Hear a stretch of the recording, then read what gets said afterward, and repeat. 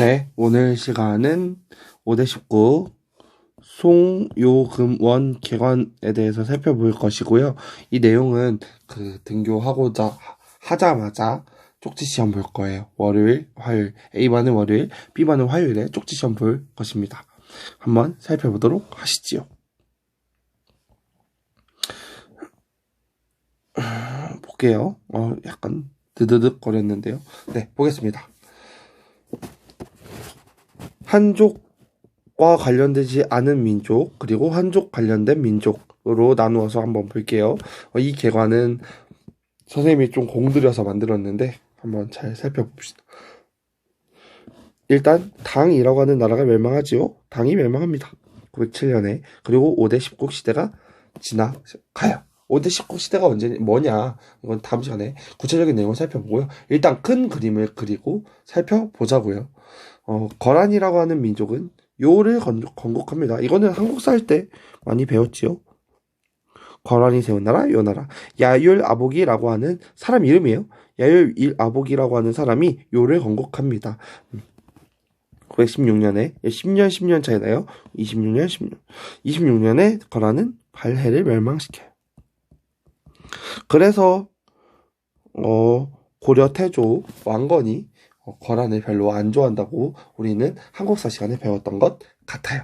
그리고 거란은 되게 핵심 지역인데요. 936년에 연운 16주라고 하는 지역을 점령해요.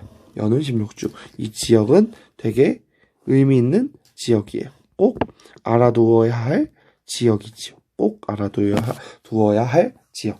이 지역은 만리장성 끝부분 지역인데요. 현재 베이징이 있는 지역이에요. 뒷장의 지도 한번 살펴볼게요. 네, 뒷장의 지도 한번 보면 이 지역입니다. 이 지역. 이게 만리장성이거든요. 만리장성의 조금 남쪽 부분. 근데 핵심 지역이지요. 베이징이고.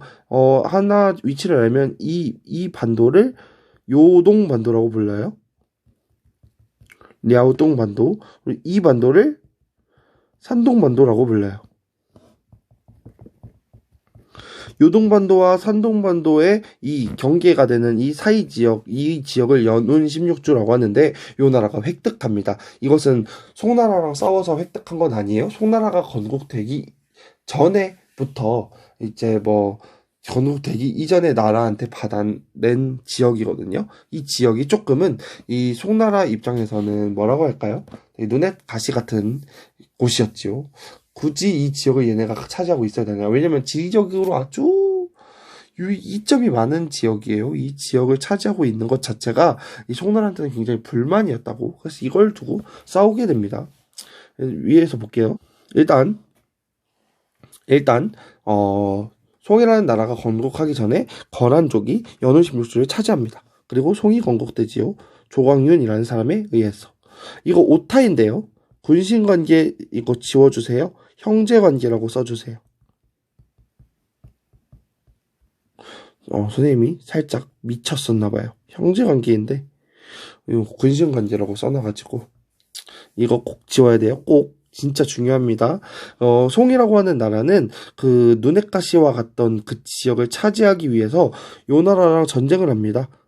그랬는데 송나라가 요 나라를 죽이겠다고 막 군사를 막 내리고 막 가요. 막 20만 대군을 끌고 갑니다. 송나라가. 송이 누구한테? 요한테 막 공격해요. 근데 송나라가 계속 쳐요. 패배 이러고 보니까 요 나라가 처음엔 쫄았는데 송나라 약한데? 약한데? 이러지 막상 요 나라도 뭘 못해요. 그러다 보니까 서로 이제 뭐라고 해야 될까요? 조약을 체결합니다. 그 조약이 전년의 맹이에요. 전년의 맹. 이거 뭐냐면 전년의 맹. 형제관계입니다. 송나라가 형 입장이고 요 나라가 아우 입장에서 조약을 체결하고요. 형과 동생의 관계이기 때문에 송나라는 뭔가 내가 너보다는 위야 라는 명분을 얻게 되고요. 요 나라는 실리를 얻게 됩니다. 실리라고 하면 실질적인 이익이죠. 뭘 주냐면 송나라가 요나라한테 세패라는 것을 주거든요. 송나라는 돈으로 모든 것을 해결합니다. 아, 내가 형 할게. 그 대신 내가 형이지만 내가 돈은 좀 줄게. 이렇게 된 거죠. 그러니까 요나라 입장에서 개이득인데? 가 돼버린 거죠. 그냥 형이라고 불러줄게. 그래서 돈 많이 줘. 돈을 많이 줍니다. 은도 많이 주고 막 비단 같은 것도 주고 엄청 막 돈으로 막 추가됩니다. 송은 명분을 가져가고 요는 실리를 가져가는 이 전년의 1004년이에요. 송나라 입장에서는 천사 같은 일이 아니지요.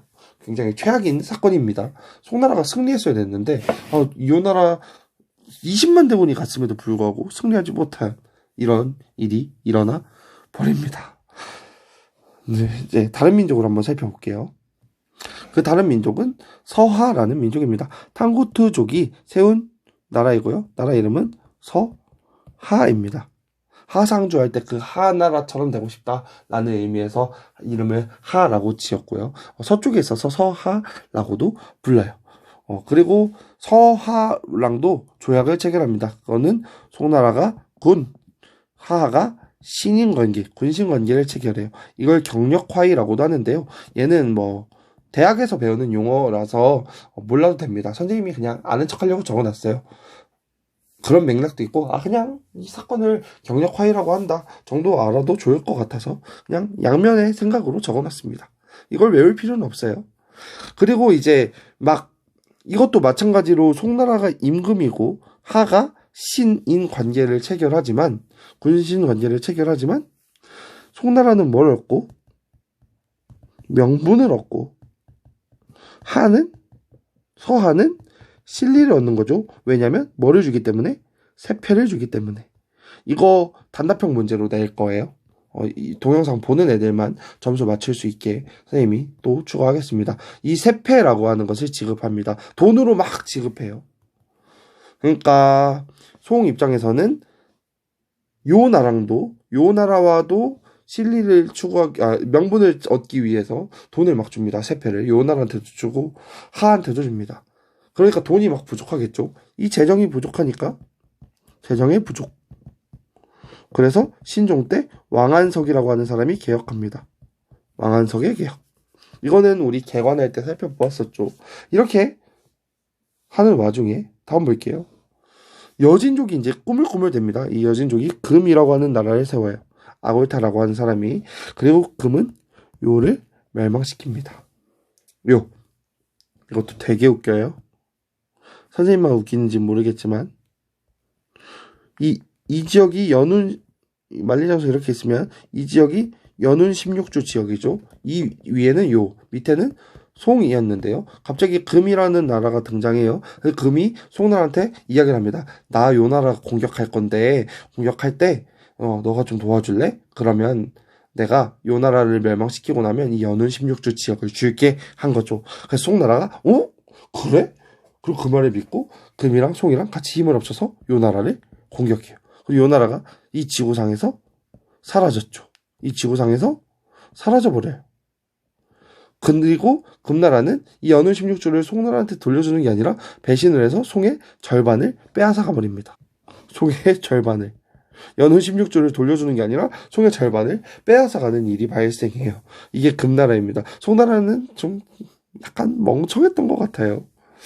과연 금나라랑 손을 잡았어야 됐냐? 아니죠. 송나라는 어떻게 했어야 돼요? 우리 역사적으로 잘 알고 있습니다. 송이라고 하는 나라는 금나라랑 힘을 합쳐서 요 나라를 멸망시키는 게 아니라 요 나라한테도 금나라한테도 서로 화를 나게 해서 서로 싸우게 만들었어야죠. 대표적인 아주 전형적인 제2 오랑캐로 제압하는 방법을 썼어야 됐는데 그러지 못했어요. 연운 16주를 뺏지 못했다는 것이 걸렸었나 봐요. 송나라가 잘못된 선택을 하죠. 그래서 연운 16주 작은 지역을 차지하려다가 어떻게 됩니까? 바로 송나라의 영토가 절반이 줄어드는 사건이 발생하지요. 그것이 1126년, 27년 요 멸망한 그 직후에 일어납니다. 그걸 뭐라고 하냐면 정강의 변이라고 해요. 정강의 변. 송과 금이 싸우고요. 송나라가 패배합니다. 그리고 이 송은 정강의 변으로 막 황제가 잡히고 그래요. 그래서 황제의 사촌이 왕위에 오릅니다. 그래서 남송을 건국해요. 수도가 남쪽이 북쪽이 다 뺏겼으니까 아까 이 남송이 건국되기 이전을 북송이라고도 부릅니다. 남송을 건국해요. 남송. 수도는 임안이라고 하는 지역이고요. 지금은 항저우라고 하는 곳이에요. 상하이랑 가깝습니다. 그리고 한 20년 정도 지나서 금과 화약을 맺습니다. 그것은 군신 관계예요. 이제는 명분도 송나라가 얻지 못하죠. 이제 금나라가 쳐들어와서 금나라가 임금, 송나라가 신하인 관계가 체결됩니다. 이걸 소흥화이라고도 불러요. 이럴 때 몽골을 통일합니다. 누가? 징기스칸이. 그리고 이 징기스칸이 뭐부터 박살내냐면 서하 박살내요. 서하 멸망시키고요. 그리고 금나라를 멸망시킵니다. 근데 금나라 멸망시키는 것도 웃겨요. 몽골이랑 이거 플러스 해야 돼요. 송이랑. 같은 일이 또 일어납니다. 어떻게 일어나냐? 이제는 지도가 좀 바뀌었지요. 지도를 한번 정리해볼까요? 쑥.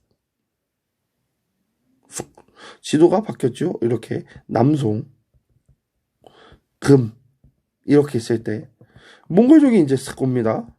송나라한테 와요. 야, 금나라 여진족 나 치러 갈 건데 나 좀 도와줄래? 그러면 내가 땅 좀 줄게. 남송이 또 신나게 도와줍니다. 금나라. 몽골이랑 같이 힘을 쳐서 금나라를 점령해줘요. 그리고 금나라는 지구에서 사라지게 됩니다. 멸망당해요. 그리고 이 몽골족은 송나라를 다 멸망시켜 버리지요. 이래서 순망치한이라고 합니다. 입술이 없으면 이가 시리다라는 뜻인데요. 약간 이러한 상황을 두고 하는 말이지요. 네. 그러니까 송나라는 역사를 잘 공부하지 않고 두 번의 실수를 합니다. 한국사 할 때 약간의 설명을 했었던 것 같기도 해요. 그리고 이제 몽골족이 원이라고 하는 중국의 원을 건국합니다. 쿠빌라이 칸이. 그리고 79년에 남송을 멸망시켜요. 유목민족 최초로 중국의 전체적인 지역을 지배하는 일이 발생합니다. 약간 성공한 것이지요. 유목민족이 중국의 모든 지역을 통치하는 일이 일어나니까요. 그리고 1451년에 몽골의 정치사는 별로 볼 것이 없어요. 쿠빌라이 칸까지 보고 이후는 별로 그닥 시험에 자주 나오는 부분은 없습니다. 1451년에 홍건적의 난이 일어나요. 홍건적의 난으로 이제 원나라가 거의 흔들리는 모습을 보여줍니다. 이제 다시 밑으로 한번 가보겠습니다. 지도 좀 먼저 살펴볼게요. 연운 16주 지역은 꼭 알아야 돼요. 선생님이 이 연운 16주 이 지역을 빗금치고 이 지역의 이름은 무엇인가요? 라고도 물어볼 수 있을 것 같고요. 이 연운 16주를 누가 차지했는지도 물어볼 것 같고, 송나라한테 먼저 뺏어갔다라는 선택지는 틀린 선택지로도 낼 수 있을 것 같아요. 온라인 수업하는 부분에서 시험에 힌트를 많이 줘야 될 것 같아요. 왜냐면 제대로 안 들으니까 제대로 듣는 학생들에게 이득이 될 수 있도록 선생님이 조금 마음 먹고 한번 해보겠습니다. 네.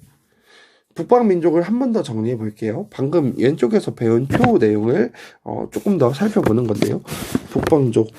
요 나라를 세운 건 거란족이죠. 야율 아보기가 건국했고 멸망시킨 거 하나 있다. 발해. 그리고 뭘 차지했다? 연운 16주. 1004년에 전년의 맹. 이거 송이 어떤 입장? 송이 형. 요가 제. 송나라는 뭘 갖고? 명분을 갖고. 요 나라는 실리를 갖는다. 뭘 받았다고? 세패를 받았다고. 그리고 거란은 나중에 배울 겁니다. 거란 문자를 사용하고요. 부족의 정책과 한족의 정책이 달라요. 부족을 통치할 때는 북면관제를 사용하고요. 관제. 한족을 통치할 때는 남면관제를 실시해요. 그래서 이 정도만 알면 됩니다. 북면간지 남면간지 하면 거란족. 그리고 밑에서 보면 여진족은 어떨까요? 여진족은 볼게요. 북쪽 지역을 다 차지했죠. 북송 지역을 다 차지하고 남송 이만이라는 지역입니다. 그리고 서하라는 나라가 있었죠. 그리고 몽골. 이렇게 이 지도가 나오면 뭐구나 남송시대구나 라고 하면 돼요. 여진족 살펴볼까요?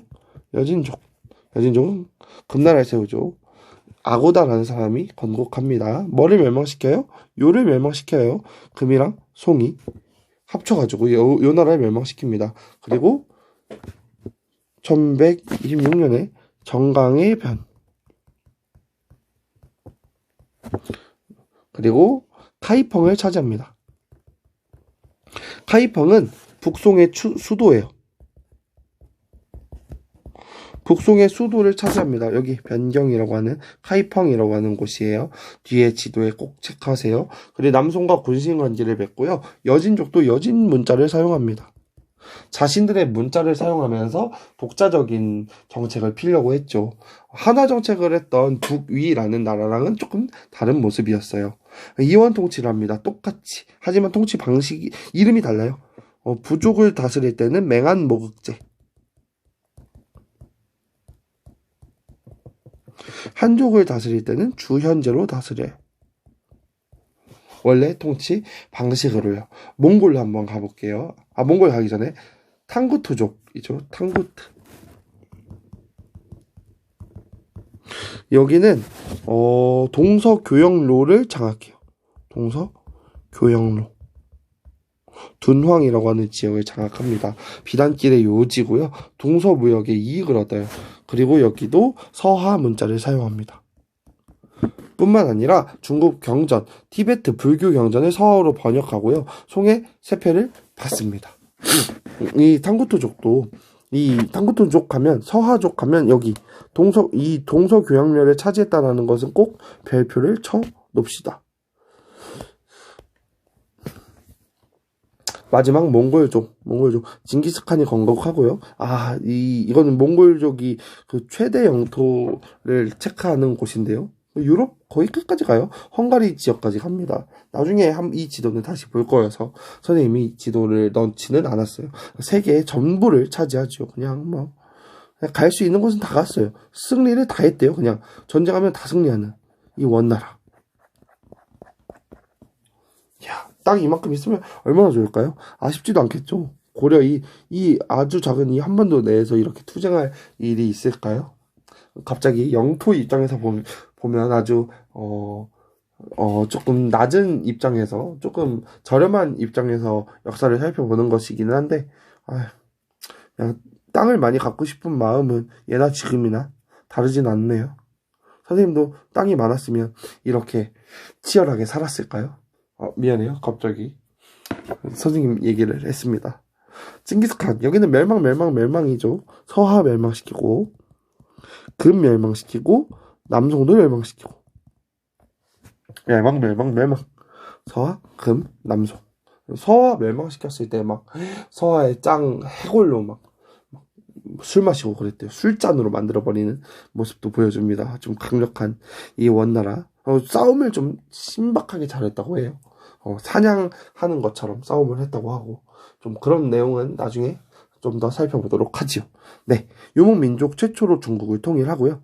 그리고 몽골 제일주의 정책을 핍니다.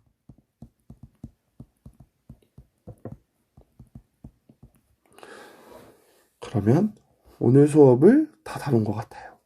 오늘 수업을 간단히 이제 그냥 정리를 해보면 요렇게 그냥 북송, 남송을 나눠볼게요.